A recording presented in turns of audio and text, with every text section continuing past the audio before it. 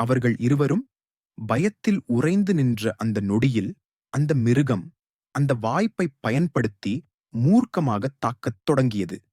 நல்ல வேளையாக அவர்கள் உடனடியாக சுதாரித்துக் கொண்டனர். ஆனால் அவர்கள் நிதானிப்பதற்குள் அந்த மிருகம் ஷியோமே என்ற பெண்ணை நோக்கிப் பாய்ந்தது. ஷியோமே உடனடியாக திருப்பித் தாக்க முயன்றாள். ஆனால் அந்த மிருகம் அவளை எளிதாக வீழ்த்திவிட்டது.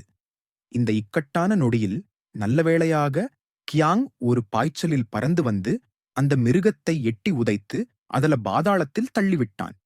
மரண பயத்தில் உறைந்திருந்த இருவரும் ஒரு நொடி கூட அங்கே தாமதிக்கத் துணியவில்லை. உடனடியாக தமது அணியினரை அழைத்து தங்களை மேலே இழுக்குமாறு கத்தினார்கள். ஆனால் யாரும் எதிர்பாராத விதமாக அந்த மிருகம் சாகவில்லை. மாறாக அது ஒளிவேகத்தில் பாய்ந்து வந்து கியாங்கின் காலை பற்றியது. இதைக் கண்ட மற்றவர்கள் அனைவரும் அதிர்ச்சியில் உறைந்தனர். நல்ல வேளையாக கியாங் சாமர்த்தியமாக பாறையின் மீது உந்தி அந்த மிருகத்தை இடித்துத் தள்ளினான். ஆனால் அந்த